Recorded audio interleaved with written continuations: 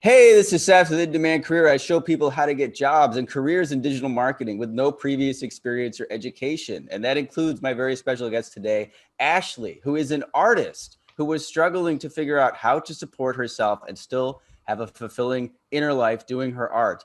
And went on to get a job in both SEO and PPC, making more than she had previously. And now she's able to both support herself and do her art and promote her art. So I'm very excited to share her story with you. Thank you for being here, Ashley. Thank you, Seth.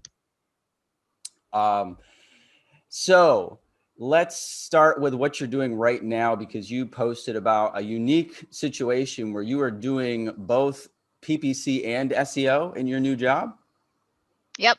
So yeah, it was in December. December 2020. Was hired on entry level as an SEO specialist. 2 months in, two people from the paid department left, and they said, "Hey, you're Google Ads certified. Do you want to switch departments?" And I was like, "No, because I love my team. I'm going to miss my team." But then again, it was like, wait, but that was actually the end goal. So yes, let's do it. So yeah, I've been doing that. I've been doing a PC. I've been a PPP. I have been a paid Google Ad specialist for the past month. So yeah. That's that's great. And are you still doing SEO as well, or are you just doing the PPC? For now, I'm doing PPC full time. So, and how much ad spend are you managing? Just for Google Ads alone, we're looking at over $200,000 a month. That's pretty crazy that they just sort of picked you out of the SEO team 2 months into your job, and they just handed you the budgets. Do you have supervision? Well, here's the thing. First of all, my direct supervisor. So it's like there's the CEO, and then there's like the direct supervisors. It's like a small company that's getting bigger, which is another thing that I really like. But basically, they wanted to hire somebody. Like they didn't want to go and like try to find somebody who they didn't know, because that was actually something that the CEO told me when he was considering me to help replace the PPC people. Was it's really hard to find somebody with any experience in Google Ads whatsoever. And they would much rather hire somebody who is already in the company culture, somebody who they already know, somebody who's already gone through like the basic training, somebody like even having SEO experience does help. And again, I do have a Google Ad certification on my resume. So, I was, if anything, I was like a safe bet. People are wondering, how did you get the job in the first place? I was already job hunting. I was not having much success. It was just kind of one of those, like when you have an art background, it's really, really difficult to just go and find a day job. Yeah, basically I just found it. I found it through Improvement Pill, and he had this video about your course and about SEO. It was like jobs that you can get working, like high paying jobs you can get working from home or something. I think it must have been when COVID like first hit. And the thing about like with my art was I was already doing a website. I already had a website for it for the past couple of years where I did some blogging. And I also had my own Instagram, Facebook accounts. And I was always like watching videos on like how to build your audience, how to create like content that would be appealing to your audience on the internet. So as I was watching this video, I was like, wait a minute, I've already been doing a lot of this stuff for fun, like keyword research and all this other stuff. So he had a link to like the free module that you had. And I was just like watching the videos, and it was just like really fun. And I was thinking like, okay, these are skills that are in demand. These are skills that, as far as I can tell, are always going to be in demand. And, I mean, you never know, times change all the time, but this was a really good opportunity to get a really good day job where I can work from home. And also it's like, if you're an artist, you need to have an online presence, unless you're somebody like Frank Miller. What happened from the time you took the course to getting your first interview? Like, how did that go? What did you learn in the course that made the difference? I basically went all in. And so I had some extra time. So I did 2 Acadium internships. But yeah, while I was doing that, I was really paying attention to the PPC course. Sorry. No, it's okay. So what Yeah. we're talking about PPC, you're working in PPC, but you got the job in SEO. So were these internships in PPC or SEO? They were in SEO. So Okay. they were part WordPress building and part SEO. After my internships were done, I started applying for jobs. I had an account on Upwork. I had like a separate portfolio for art and a separate portfolio for SEO. And so I got a few interviews. And the thing is, it's like if you are getting interviews, that's a good sign, because that means like whatever you're putting on your resume, whatever you're putting on your like cover letter, that's getting people's attention. So did you use the instructions in the course and the template and everything I provided there? I did. I used the template. I put in like I know how to do this. I learned how to do this, but don't say learn. You've done it. You have experience. You've done however it. little it You is. do it one time, you've done it. You've done Yep. it. It's like you have to like wait until you're 80 years old. You've done it a million times. And now I can put this on my resume, put it on instantly. So Yeah. Which will be something interesting to see, actually, is like, bunch of 80-year-olds who have all this like experience in code and stuff. But I mean, that's another thing too, is like, but yeah, I'll get into that in a moment. But yeah, and here's the funny thing about my current job is I don't even remember applying to it. But it was, I don't know, but I must have said something in there. But the CEO called me, and basically it's a marketing company for part of what they do is they do marketing for mental health rehabs. And I grew up my whole life with a sister who is severely autistic. So like I really understood like how important it was to have like social services. When it's funny, I was like saying socialism is bad, and now it's like but it's like, yeah, it's like when you have something like that, it's like, okay, you need a little more help than what you can do on your own. And then yeah, it's like she was in a private home for a while, but there were like all these restrictions which like did not work with what she had. And this was like severe, like she wasn't like one of those like super talented people you see on TV kind of thing. This was like she would like run away, get violent when she was angry kind of thing. It was one of the like, so it was one of those like, yeah, kind of like, yeah, so I've grown up with this kind of thing my whole life. So yeah, and it was like they really, and it was like, okay, well, this is somebody who understands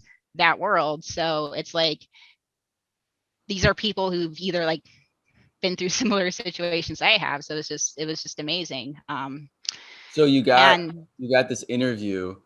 I mean, that's lovely on a personal level. And then so just to circle back to the resume thing. So you were getting interviews from the. I had an interview from I had an interview from somebody who had their own tile company in Florida. I had an interview from somebody who was like, it was kind of like a Jewish cultural blog, which a lot of what they did was like they specialized in like interreligious Jewish and like Jewish and other religious marriages kind of thing, which would have been pretty cool, because yeah, it's like anyway, but yeah, I was getting interviews. I had somebody else who like was doing like an after school program like during COVID. They were trying to like navigate that.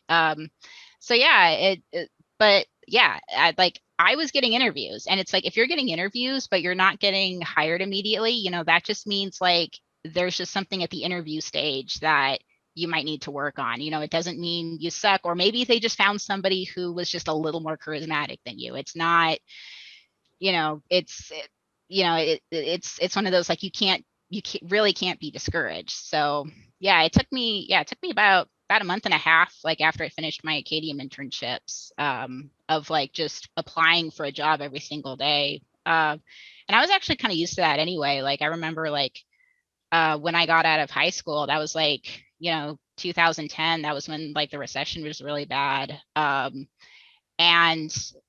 that was kind of the attitude I had. Was it was really a numbers game, because I was competing with so many people who were also applying for jobs at the same time. And it was just like, you can't get discouraged, because what are you going to do? Not have a job? Like, and that was one of the kind of the Right. nice things about just like jumping off the ship and just like quitting my job. Was like, we had some money saved up. My husband, still works. So, um, but it was just one of those, like, okay, well, I have to take this course. I have to do these internships and do them well. I have to apply for these jobs because I don't have another choice, because I got student loans, and, they're not going to like not, demand the bill forever because of COVID. So it was like, I didn't have a choice. And that was really helpful. Oh, you had the fear. There was an episode of Friends back in the day where they talk about the fear of, like, if you have to, you quit the job, then you have the fear, and that motivates very well. But I mean, you can be motivated by other things too. But so it sounded like, I mean, you were applying for jobs before you took the course, and then after you took the course. Sounds like after the course you're getting a lot more responses, and then obviously you got into this position you're in now. Well, before the course, I was just kind of like trying to apply for like any office specialist position, like in the arts and like nonprofit, like mostly because of my student loans. Like they want you to like work in nonprofit. But because anyway, um, but yeah, that was that. It was just like there were a lot of things going on. Like for example, it was just like, I actually heard, like, when the economy is even doing well, you are still having problems with competition, because now you're competing with like people who are trying to leave a bad job, rather than just people who rather than people who just don't have a job at all. So now you're dealing with both those people.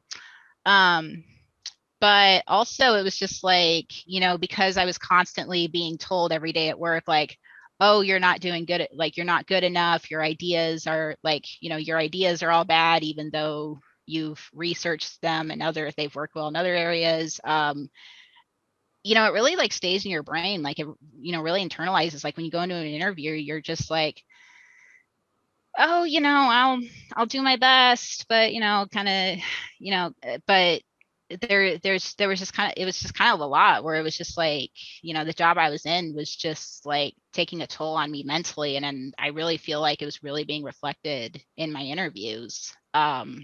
Whereas like, I was working in a job, because another part of the problem too was that at my previous job, they were spending like hundreds of dollars that I know of.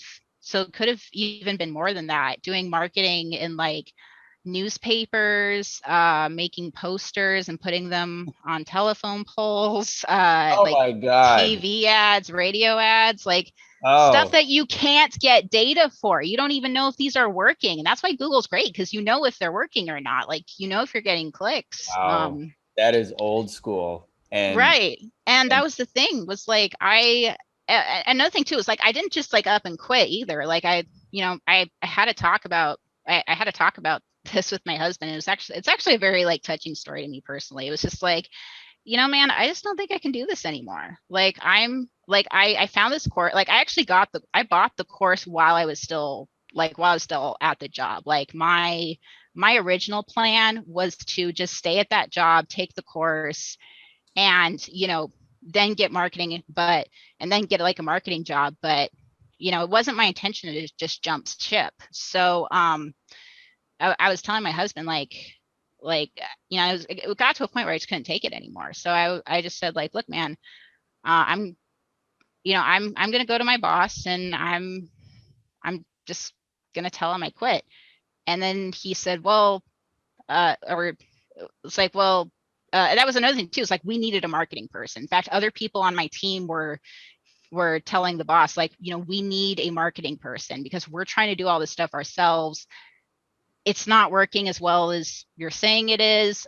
We could be doing a whole lot more. We've got a good message. We've got a lot of good things going on, but we need somebody who actually knows what they're doing. And so I was working towards that. But I couldn't do that, and I couldn't do like my project coordination job at the same time. It was just one of those things. So so I was just telling him, like, look, I'm just gonna quit. Like, and then my husband said, well, you're doing all these marketing courses and certifications and stuff. So why don't you just ask if you can just like change jobs? Because it sounds like you're also like really miserable, like in that department, like in that position he has you in. I was like, I just don't want to stay there, period. And then, he says, well, if you're going to quit anyway, then what have you got to live? And I was just kind of one of those like, oh, because it was just like, well, I mean, you're going to quit anyway. So, you're better off just like, your chances are probably much better if you go in and say like, hey, I want to be the marketing person. I know how to do all this stuff. I can like do that. I just can't do that and my current job.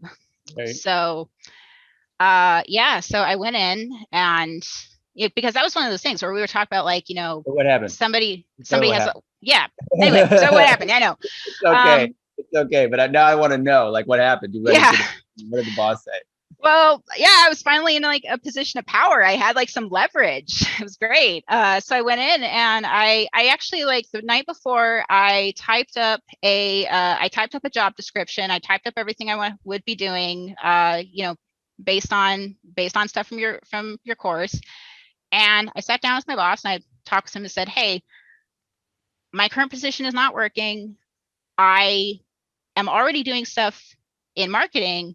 I love what I'm doing. I've been running these experiments. They've been working really well. So could I please do that?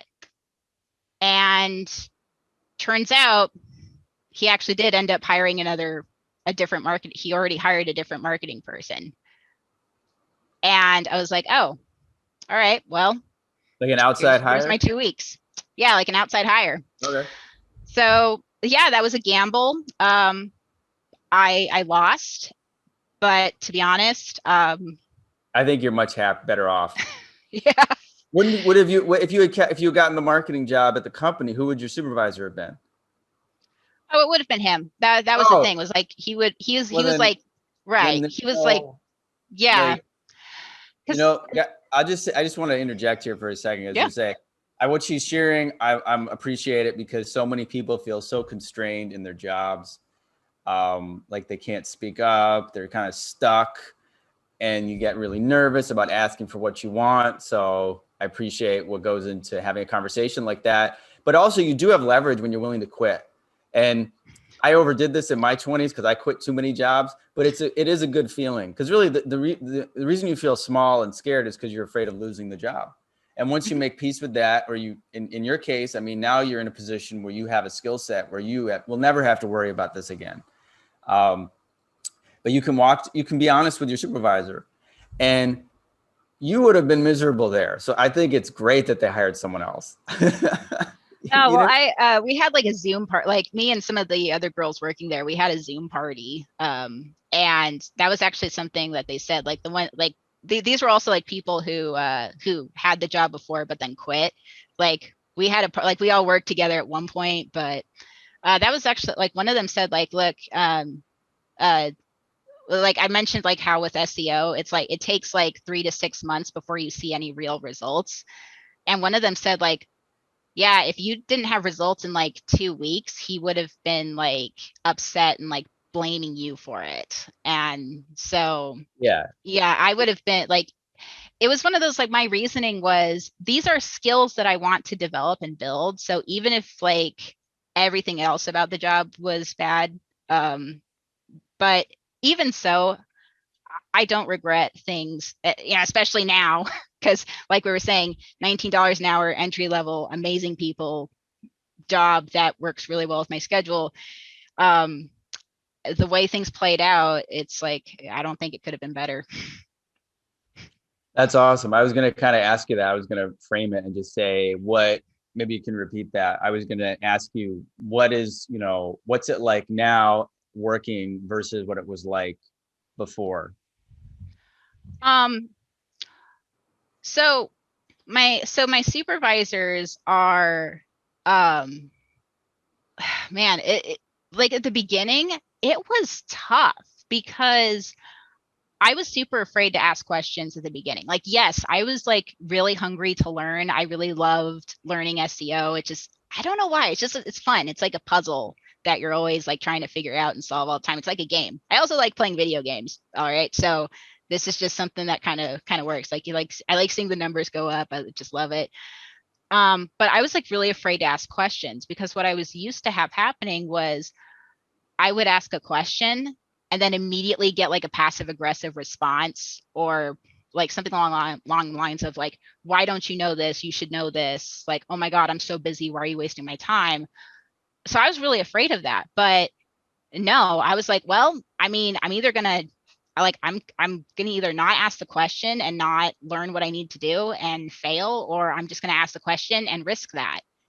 And it kept not happening. Like I asked my first supervisor, it was like towards the end of the day, I had to change headings to make them more SEO friendly.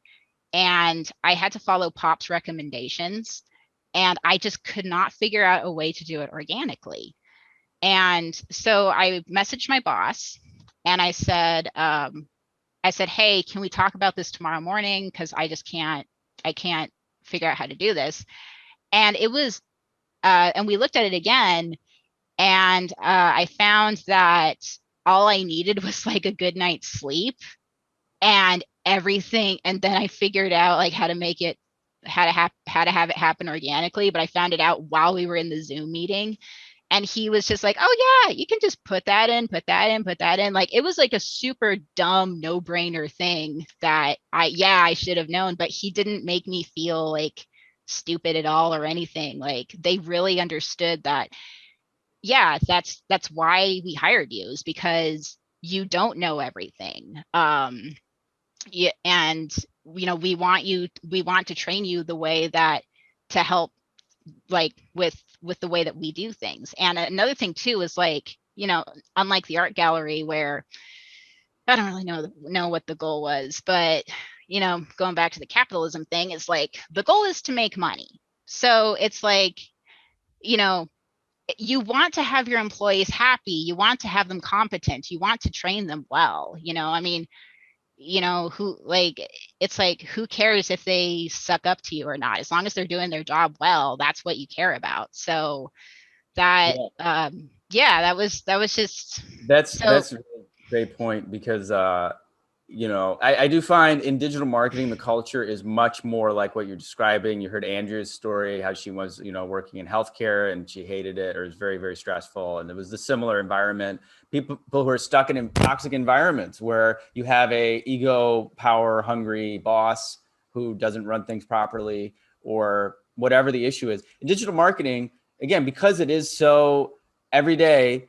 It's not like one of these jobs where you kind of come into work and you push papers around. Like you're working on accounts live every day, trying to make your clients more money. So yeah, there's not as much BS, and people, they just want to support you. They treat you like an adult. I've never done an interview where people are not treated like adults in this field. Like, oh, you're going to take a bathroom break? Well, you better be back in 30 seconds, or any of this nonsense. And you are supposed to ask questions. And there's not a digital agency I can think of that's successful where if you ask questions, especially as a newcomer, you're going to be reprimanded or looked down upon. Every single person I've interviewed has said this. That's why when you go into your interviews, guys, I encourage you, you don't have to know everything. You have to show that you're teachable. They want to teach you. I told you, my first job, they handed me $100,000 a month in the first month. And now Ashley's managing 200,000. They're not like throwing that at you and say, okay, good luck, kid. Here's a bunch of money. and letting you like freak out. No, they want to help you. So if you have like a million questions, and I asked my supervisor at my job, I asked him a million questions. How do you do this? What about this account? Right. Never was there like, oh, geez, are you asking more questions? They're like thrilled that you're asking questions. Yeah. And I've been thanked for asking so many questions as well. Yeah, no, well, it's funny too. It's like you mentioned, like, yeah, they treat you like adults. Well, I mean, one of my supervisors, I feel like he very much has like this is just his style. Like he has this very like, different one from when I first started, but he has this very like kindergarten teacher feel, but it's like one of those, like, he is happy. He's like, all right, you get like, okay, oh, you didn't get this. Okay, well, let's just go over it again, like in baby steps kind of thing. And it was just like, I can think of some people who might have found that condescending, but it's like, dude, it was leagues better than what I had before. And honestly, I mean, yeah. Yeah, when I say treated like an adult, I mean like, Right. I just think when you're at so many jobs are just, it's like school, but as an adult. All the crap we all hated in school, like asking permission to do things. And even Andrea was saying, like, this is a great thing. It's like she used to have to get permission to go to the doctor or to like run an errand, or to do something for her husband. And now they kind of look at her like when they go, hey, can I go do this? And people look at her like, yeah. It's like if your friend went up to you and asked permission to go to the bathroom, and you'd be like, what universe are we living in? Just as long as you get work done, as long as you're at the meeting, if there's a meeting at 2, you're treated that way. But there's so many people in jobs where it's like school, like you're describing, or you have the teacher and you're worried about what you're going to say around the teacher or the boss. And that's sometimes it's not even the teacher, it's the school bully. Or yeah, your boss is the school bully. I had bosses like that. I learned, I did my video yesterday, or a week. The last video I did was about that, how I learned, like, I actually found that with a boss like that, the more in your face you are, it depends on the person. My experience was I got really confrontational and like, I didn't still need to see that video. What's that? I still need to see that video. I want to watch that like tonight. So that was the one where I yelled at my boss, and then I did a seminar actually where I was living in LA, and I was very quiet. I had become very reserved and very quiet and very shy and very introverted, which is not my natural state. And I got hired because I was so quiet and teachable at this job. And, he wanted someone, he was kind of a power guy. So he wanted someone who was more submissive. Right. And then I did this seminar, and it was like a personal development seminar, and it completely freed me up. My personality came out, and I came into work like a different person, like myself. And I was being loud and, making jokes. And like, I wore a sombrero. I don't know why I bought a sombrero and I brought it into work. And the supervisor was shocked. He didn't know what to make of this change, but I just became such a wise ass, which is my personality. And in that particular situation, I don't know if this would have worked at another job. He gave me more respect, wanted to promote me, and there were suck ups in the department, and I realized he didn't respect them. Yeah. So, right. So, I don't know if I keep that in there because I already told that story, but it was hilarious because then the more I didn't really want the job, and the more I actually did a terrible job. I won't put this in there, but the funniest thing was this particular position in that company, everyone who'd had the job before me kind of did the same thing. There just wasn't that much to do. So I would like take these long breaks and shit, and I just didn't give a shit. And it was like Office Space because he was like, we're going to try to promote you to this higher level position where there's more for you to do. And I was like, I don't want a promotion. I want you to fire me.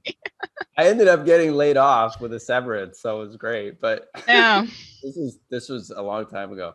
But anyway, okay, so I think we went all around on this. Let's wrap it up. Yeah. So I was trying to think if there's any other points I wanted to touch upon, but I think really what I usually do is I will just thank you and then ask if there's any other thoughts you have to share to people watching. So I'll do that now. So anyway, Ashley, I'm so happy for you that you were able to make this change. and you have this completely new lifestyle and way to make a living and do your art.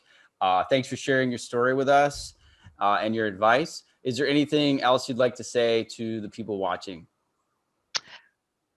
Well, a couple tidbits. Just like, phrase that's always helped me is like, don't compare yourself to others. Compare yourself to who you were yesterday. Works well in art and in digital marketing as well. And yeah, the thing is, just one final thing was the thing that really motivated me to take the leap was I I was still young enough to where if going all in and going into digital marketing without a backup plan, without another job lined up, if that turned out to be a really stupid financial decision, I would have bounced back from it okay. It was one of those I woke up and I did not want to be 50 years old and being like, what was I doing with my life? Why was I letting these people walk all over me? Why was I not creating this comic I wanted to make? Um, and I did, and it paid off. Like, this isn't some multi-level marketing bullshit. This is like, this is a real thing. These are real job skills. It was the course itself was really through the lens of this is what employers are working for, or this is what employers are looking for, and I don't regret it one bit. The end. Great. Clearly not. Well said. And I'm excited because, as we mentioned, this is just entry level. You've been on this. How long have you had this job now? I have had this job for 3 months. Wow. It's the way you talk. I mean, the way you talk and the way it sounds like you've been there longer. But I know I'm excited. I'm excited. You've got SEO, you got PPC experience. You're just at the very beginning of your career, and I'm also excited to see how this helps you with your art. So we'll definitely stay in touch and follow up with you in about a year. This will be Cool. fun to see. And again, thanks so much for sharing your story. Well, thank you, Seth. You have a pleasant day.